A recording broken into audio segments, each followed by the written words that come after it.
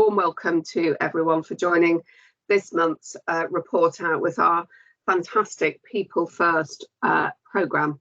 Now, I absolutely appreciate everyone's really busy at the moment, but I'm hoping that we'll be joined by three national colleagues, Michael Watson, Joanna Robbins and Bruce Gray. I know that they're really keen to just listen in to some of the great work that we've been doing. Obviously, you're all very familiar with Teams, so just make sure you're on mute if you're not talking, and then we do keep an eye on the chat bar. So if you've got any comments or feedback, we usually have a little tiny bit of time in between presentations, then do put them in there and we'll make sure that they're covered. And if everyone's willing, we will get these sessions recorded just so people can watch back if they've not been able to join, understandably, today. So I always like to just start off with a few comments just about, if we move to the next slide, about the People First programme.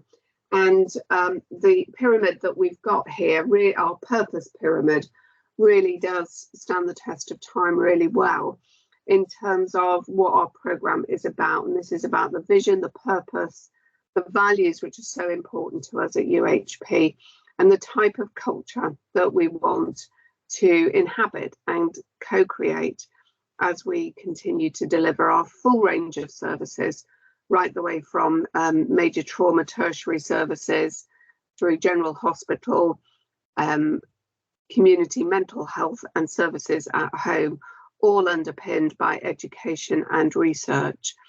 And what we've done is just refreshed our strategic objectives, and they're at the bottom, and they've actually stand the test of time really well.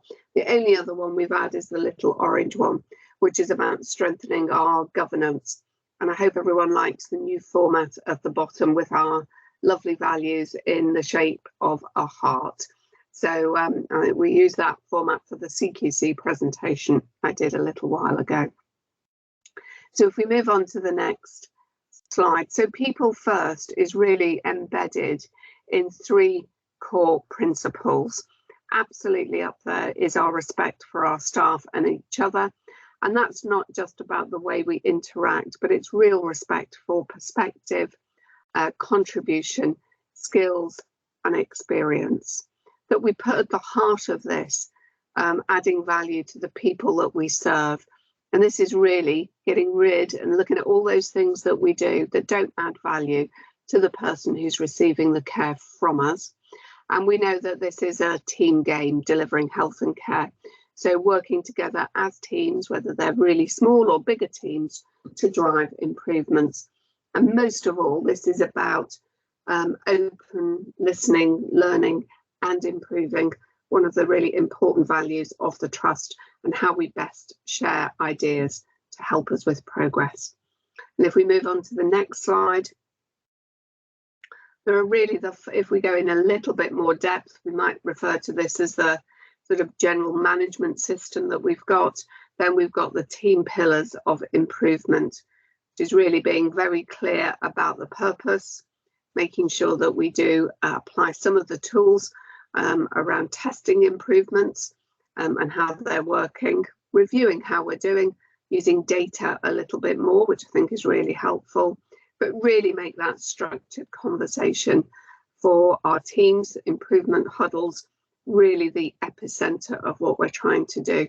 And we do know that when we do this and we do it well, it has such benefits for staff health and well-being, and really help us build that bigger approach that we're very committed to, which is about civility, saving lives, and having a really appreciative inquiry culture here at Derriford and with all of our partners.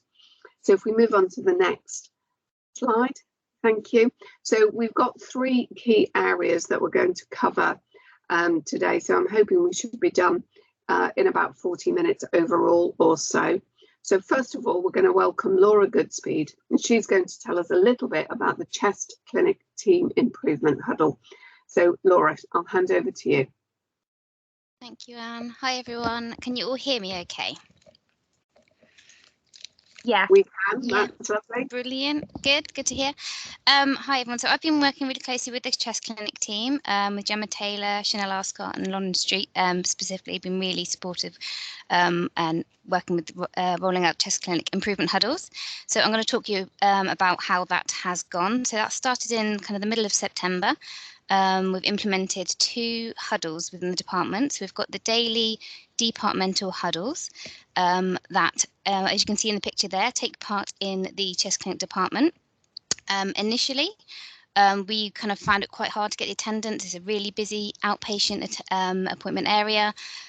People, obviously seeing the patients. So how we work through that is we change the times to suit the members of staff, and we're now regularly having between 8 and 12 people attending the huddles, and people are really keen to come along and participate. We're knocking on doors because people want to know when it's starting, and one of the ideas that people come forward is to get a bell so people know that the improvement huddles are starting. So that department huddle is really going really well, and we're also running a virtual secretary huddle. So that happens once a week for the admin and secretary team to meet virtually instead. So, as I say, that's started since about mid-September. One of the things the team have implemented as part of their huddle is team health. And that's been really great for the team. They've had some really fantastic kind of conversations that have come out of the team health. We've got some of the things there that they're celebrating. So they're saying things like they're looking after each other really well, understanding that they can talk to each other. They're learning from each other, and the medical team are approachable. It's also the opportunity to talk about when things aren't going so well, and just giving the team that opportunity to kind of talk about how they are as a team. So that's the team health aspect of the chest clinic huddle. Within the huddle, there's been some really fantastic team suggestions. Some of those things that have been implemented include the patient COVID questionnaire. So initially patients were coming in and they had to complete that questionnaire with the HCAs in the department.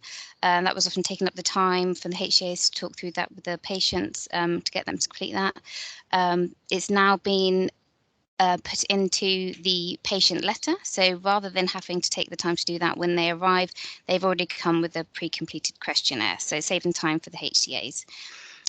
One of the issues within the department they had was space in the waiting area. That's one of the things they're looking at within the huddle, is the utilisation of the rooms in the department. And so they've been tracking how full the waiting areas are, obviously with the COVID compliance having to keep people distanced. And one of the suggestions came from the team was they have an additional space. Could we get some more chairs and create an additional waiting area for patients? So using the PDSA that was tested, and overall the feedback was that it was used well, but the people wanted to get the the patient feedback, and I'll talk about that on the next slide. So other things that have come out of the huddle are some of the times there are some issues with appointment bookings, and it's just that opportunity to feedback to the teams who are doing that work. So they're now having weekly meetings with the outpatient appointment team, so they can feedback any issues or concerns that are raised out of the huddle. So if I can have the next slide, please.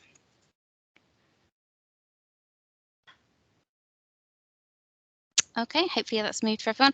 So carrying on with the team suggestions, these are things that people have put forward and they're still in progress. So they haven't been implemented yet. They might require a little bit more work but hopefully they're going to have a really big impact on how the team kind of are working at the moment. So there's currently a venipuncture room that's kind of a really good space that's not being utilised to its full potential, that's been used for some storage, and it's just not being used as usefully as it could be. So one of the HCAs had a really fantastic idea about turning this into an extra spirometry room. So spirometry is a test that they will have kind of 3 patients supposed to come in for appointment at the minute, and there could be 3 patients needing a spirometry, and at the minute they've only got 2 spaces for that to take place. So if we can create this room into an extra spirometry room, it's going to have a really big impact on patient flow. So they can come in and everyone can have that at the same time, reduce the waiting for patients and get them seen in a more timely manner. So that's a really exciting change that we're looking forward to implementing. Something else that's come out of one of the secretary huddles was the use of Big Hand on peripheral sites. So at the moment, the Big Hand isn't being used on peripheral sites because they haven't got the access to it in the Cornwall sites. But one of the consultants has tested using just their laptops and having access with a TED device to be able to use the Big Hand. So that really is going to help with the typing of clinics having access to that straight away. So that's something that's going to be kind of rolled out for more people to be using. Other things that have come out of the huddles that are yet to be implemented but are work in progress. So one of the things we talked about was communication and how the team know about kind of new starters and things that are happening with the team. So there's a quarterly newsletter that's going to in progress, so people can have that information given to them. One of the things they're looking at also is the DNA patients. They're going to be trialling contacting the patients to try and understand what the issues are with DNAs and why they couldn't attend their appointment. And a nice one is that team fleeces that came out of the secretary huddle, just that obviously having that identity as a team, the team are kind of looking to get in team fleeces, which I think is a really nice idea.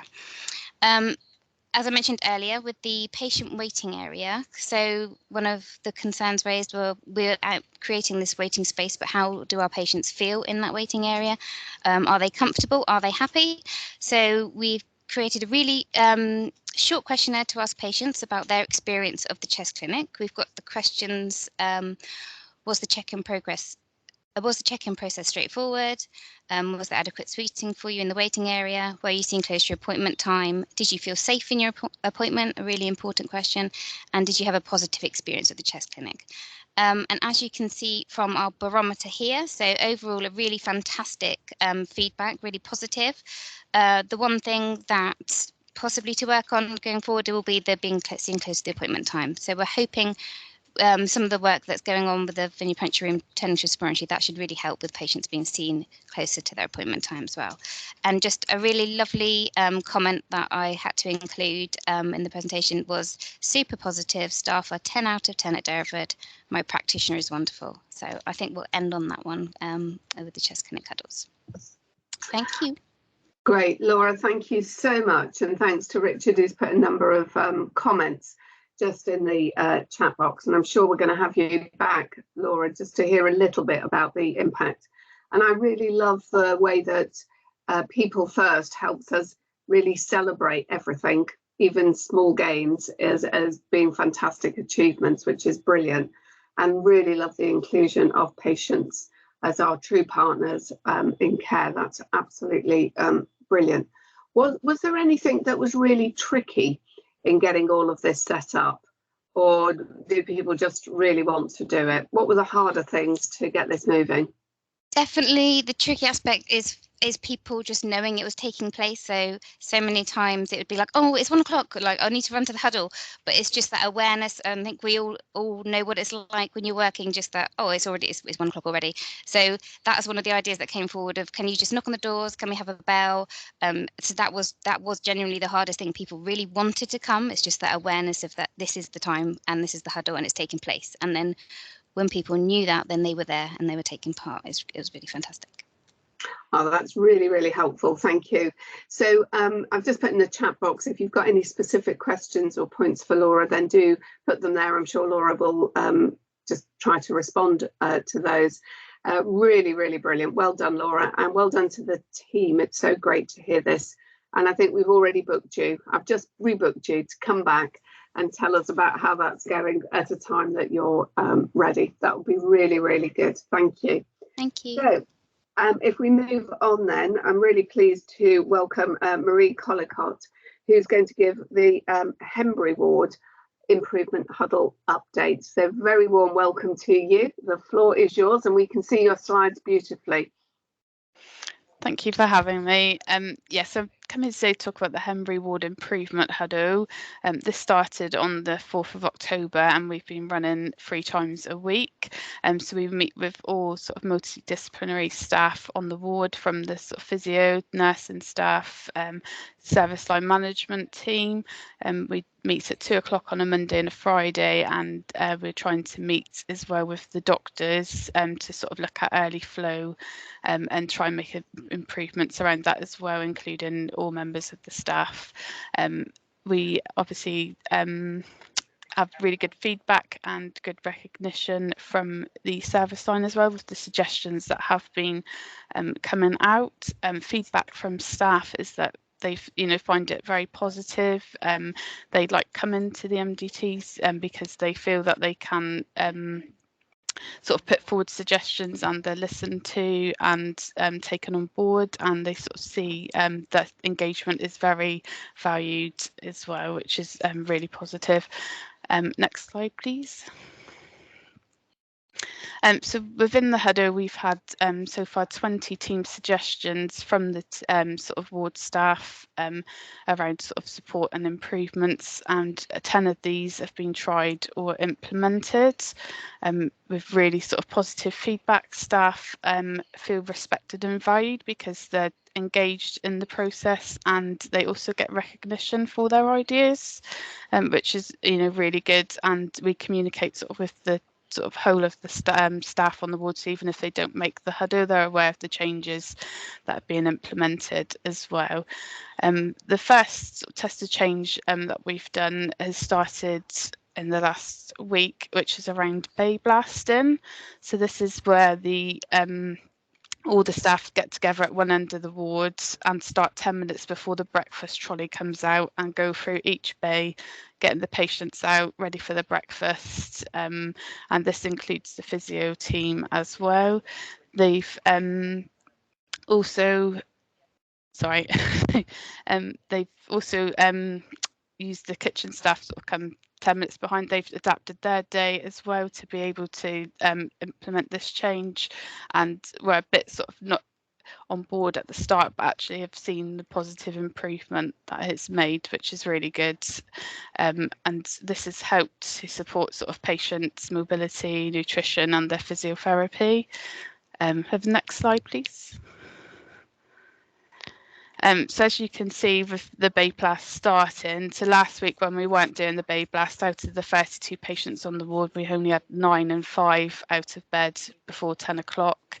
And then obviously this week you can see we've had 21 to 22 sort of patients out, which is a really good increase. Staff really love it. The feedback that we've been getting is they feel it's reduced their workload for the nurses in the morning, the physios, the patients are out of bed, they haven't got to sort of wait for them to get out as well. And they just, it feels a lot calmer on the wards.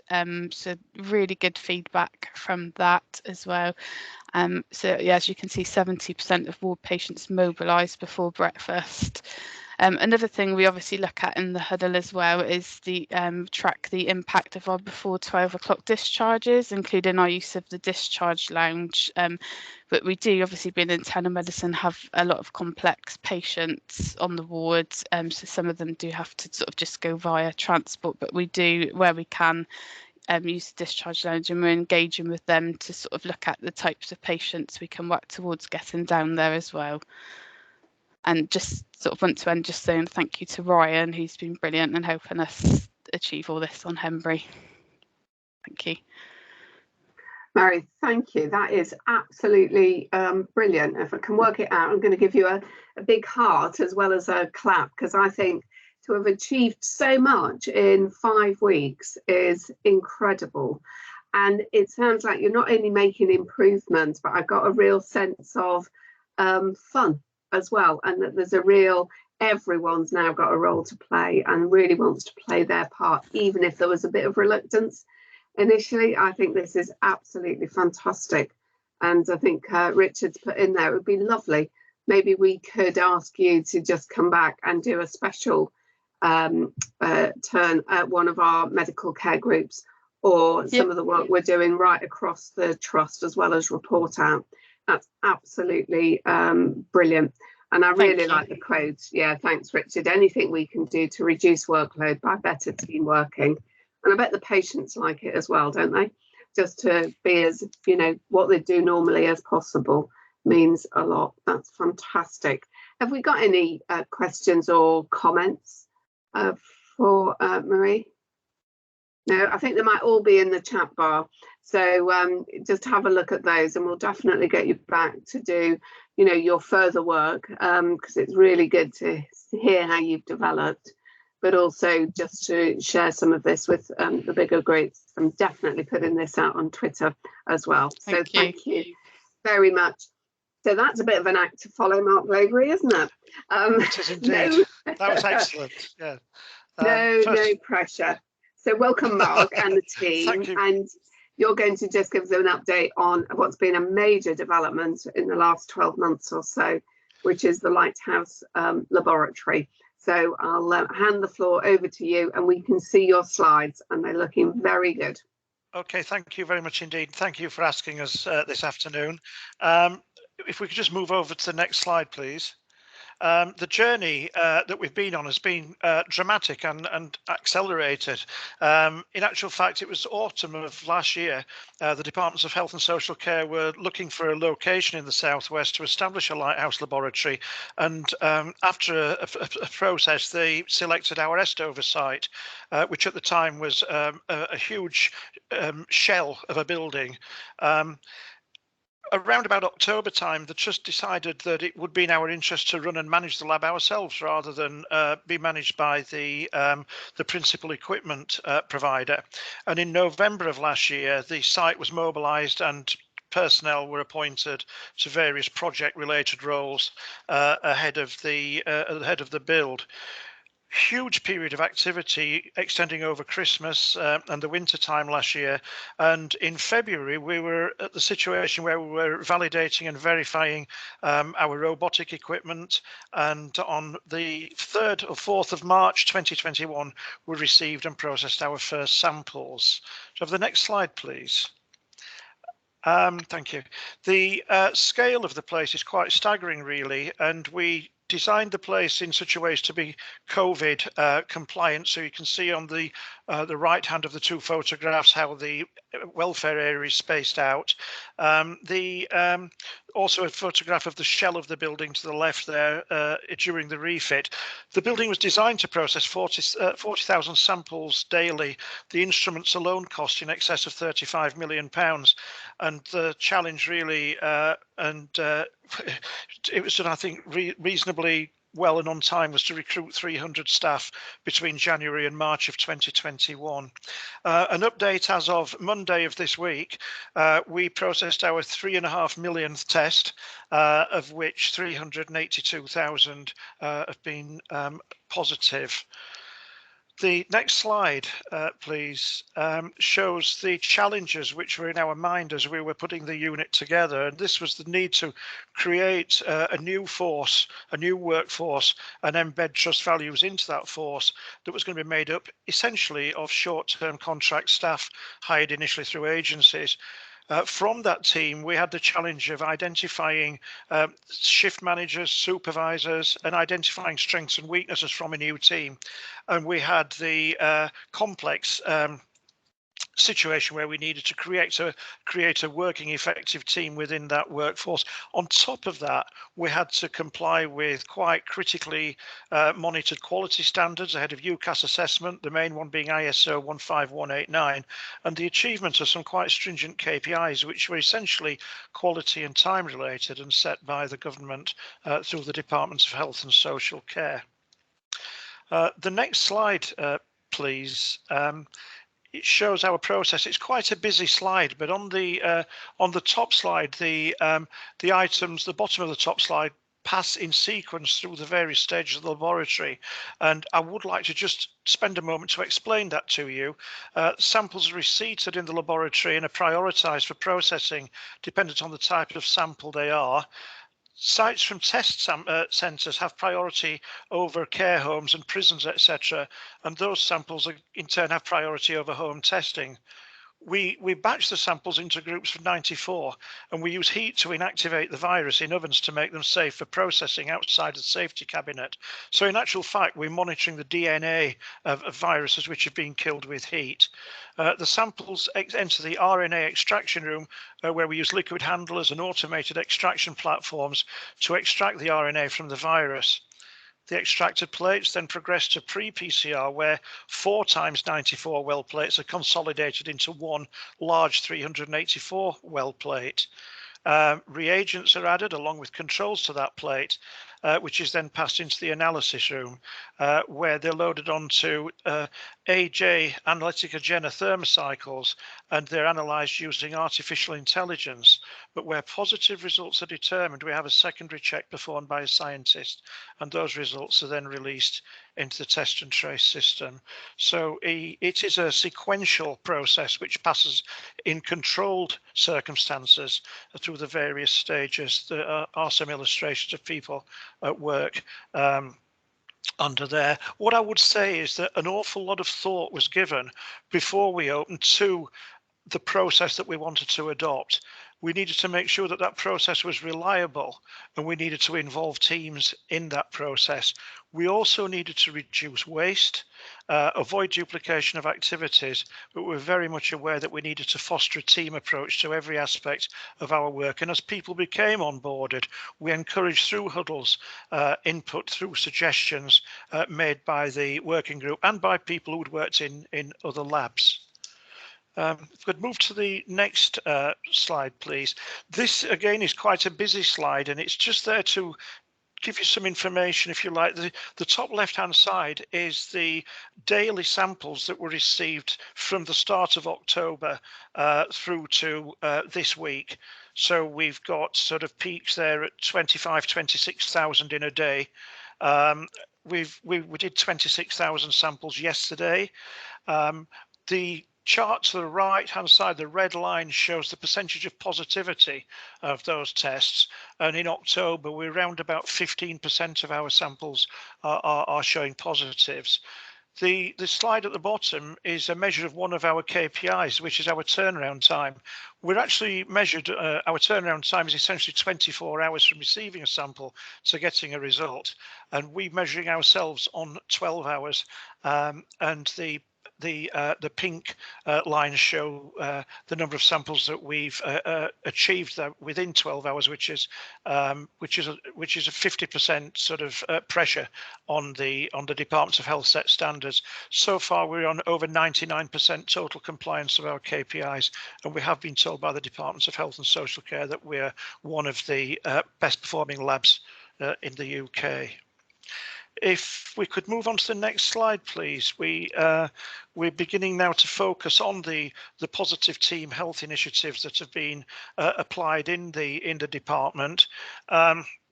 We have had a situation, as I say, with a brand new team. We've wanted to focus on team health, and we essentially use this as the main thrust of our daily huddles. We've installed shift huddles, handover huddles. We have a special logistics specific team huddle, and we also have weekly senior management team to include the shift managers from other shifts and other areas in the department. We find that the two-way communication flow is absolutely essential. We also have information which we have to convey from the Department of Health relating to likely activity and diverted samples from elsewhere. And within our huddles, we tend to have handover highlights. We use team values, and we've focused on things to celebrate, things to think about, and things that we want to change. And one of the shifts in particular are using one of those team values each day as a theme for the day, where we reflect on the previous shift where applicable and set a precedent for the rest of the day. I think the things to celebrate has been really, really important to us in terms of motivating staff.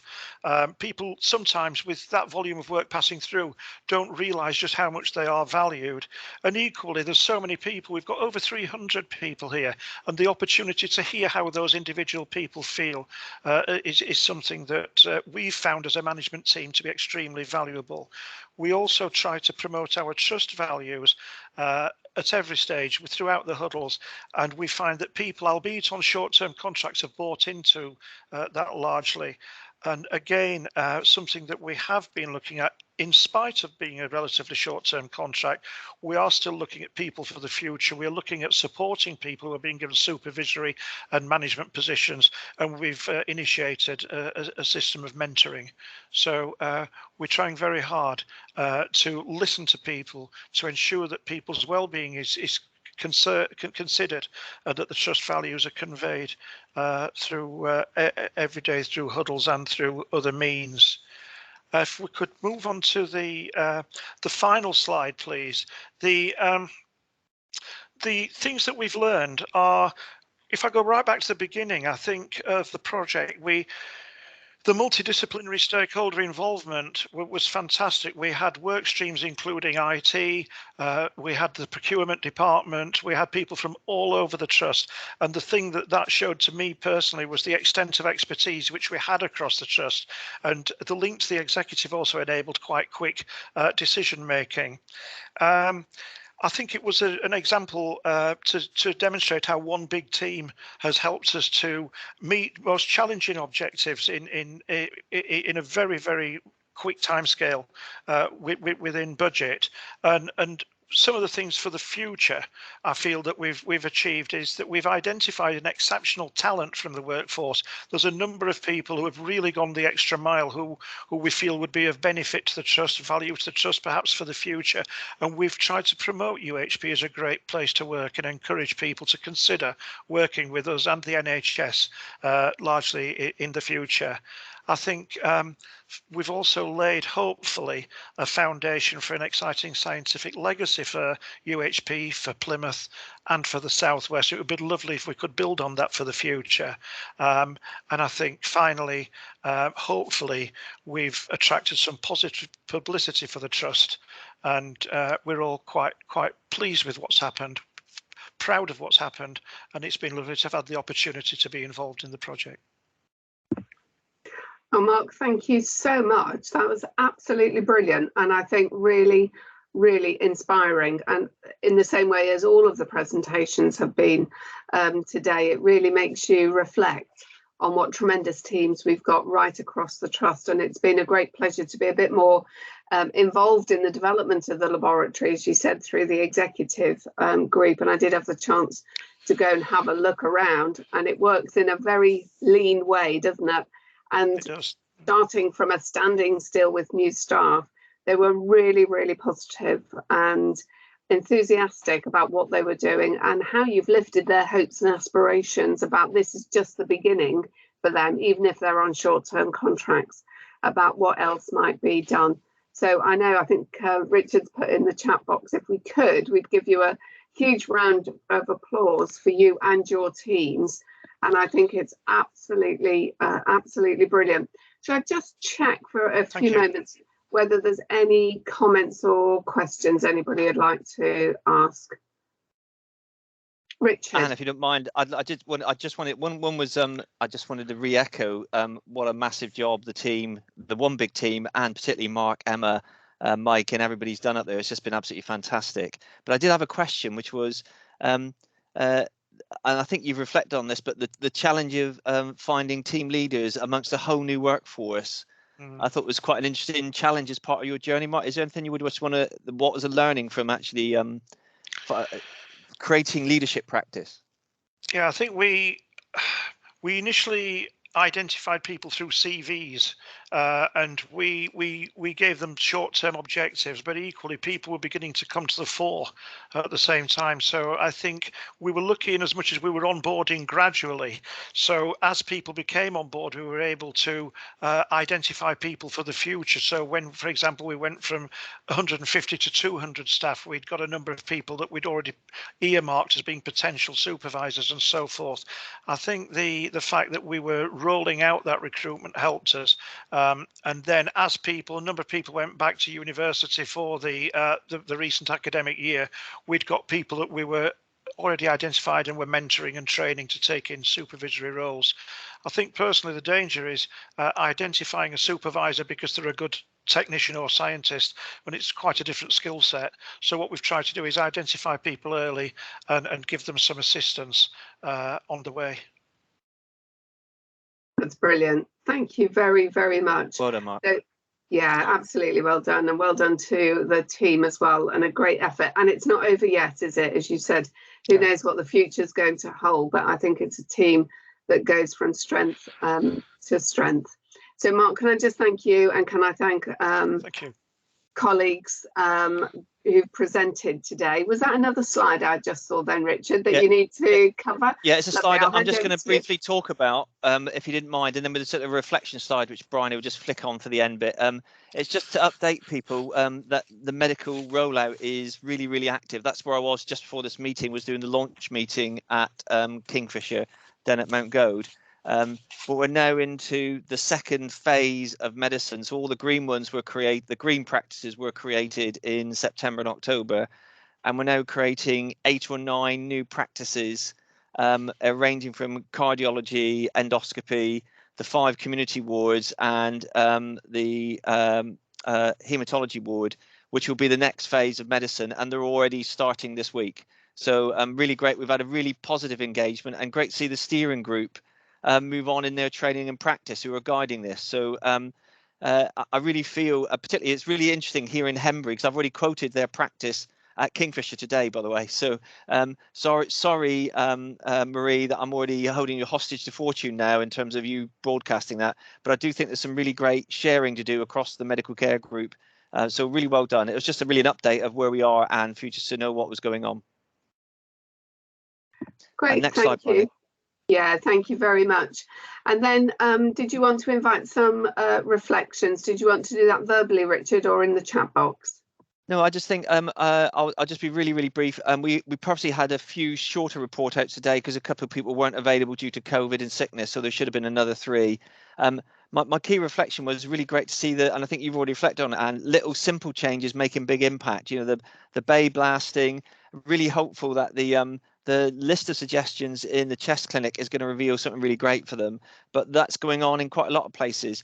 And I would say we've booked a bit more time for the festive report out, which hasn't been discussed with you, Anne, but our theme last year was Elf and Buddy, and this year it's the Muppet Christmas Carol. So so I'm hoping we've got some good graphics and stuff for that. So but I think we've got a really bumper festive report out, because I know we've got at least 9 reports to come out. So so there's lots going on. So all I want to say was really well done to everybody.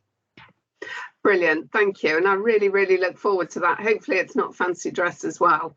No. But I'm sure as we're getting a bit closer to the festive period, we might just have a little, it's a great opportunity, isn't it? Just have a mince pie and a cup of tea, just sit back and listen to some of the great work that's going on. A very good way to feel renewed and re-energized. So it just leaves me, as always, to thank all of you for joining today, to thank Richard and the team for organising it,